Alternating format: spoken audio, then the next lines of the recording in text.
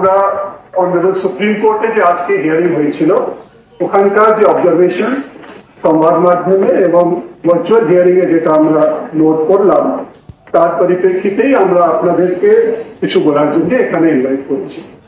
मेरा सफेद तुरंत खुले, भरपूर झाग दे और इसके स्मार्ट साइंस दे स्मार्ट केयर और फ्रेशनेस। मेरी चॉइस मेरा सफेद। দুটো মূল বিষয় সামনে এসেছে যেটা অনারেবল সুপ্রিম কোর্ট অবজার্ভ করেছেন।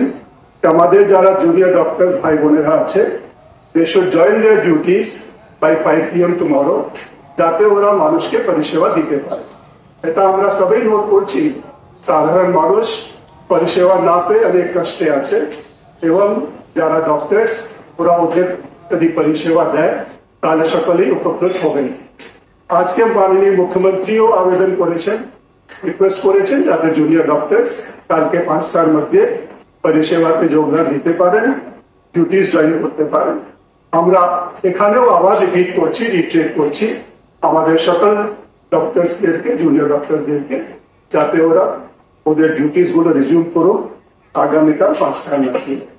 আমরা ওদের প্রতি আমাদের সব রকম সিম্প্যাথি আছে। আমরা চাইছি বন্ধু হিসাবে, ভাই বোন হিসাবে ওরা যাতে পরিষেবার মধ্যে নিজেকে আবার যুক্ত করুক।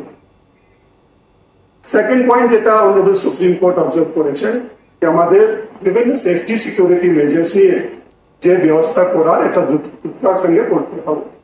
আমরা ইতিমধ্যে হেলথ ডিপার্টমেন্ট মাধ্যমে 100 কোটি টাকা ইয়ারমার্ক করেছি বিভিন্ন রকম পরিষেবাগুলো তৈরি করার জন্য, যার মধ্যে সিসিটিভি, লাইটিং, ওয়াশরুমস, টয়লেটস, রেস্টরুমস এইসব ব্যবস্থা করা হবে।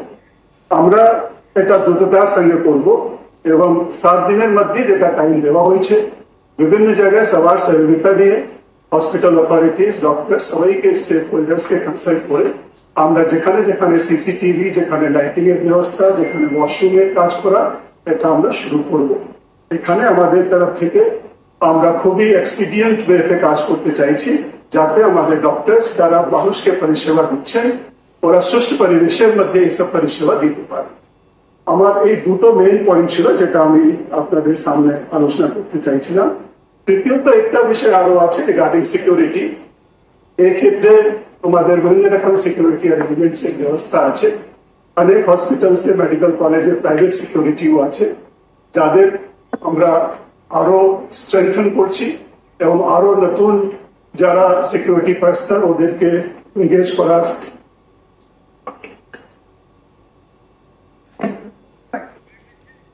করার ব্যবস্থা করা হচ্ছে। ওদের যদি প্রয়োজন হয় আরো ট্রেনিং, আরো ওরিয়েন্টেশন করার ব্যবস্থা করা হবে এবং আমরা চাইছি সামাজিক চেষ্টার মাধ্যমে আমাদের যে যে কাজ করার আমরা আগামী দিনে দ্রুততার সঙ্গে করব।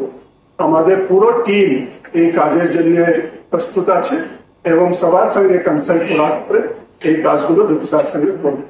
আমি আবার অনুরোধ করব আমাদের জুনিয়র ডক্টর ভাই বোনদেরকে যাতে ওরা ডিউটি রিজিউম করুক, সাধারণ মানুষকে যে পরিষেবা এতদিন দিয়ে যাচ্ছিলেন তা আবার শুরু করে সবাইকে যাতে সেবা পরিষেবা দিতে পারে।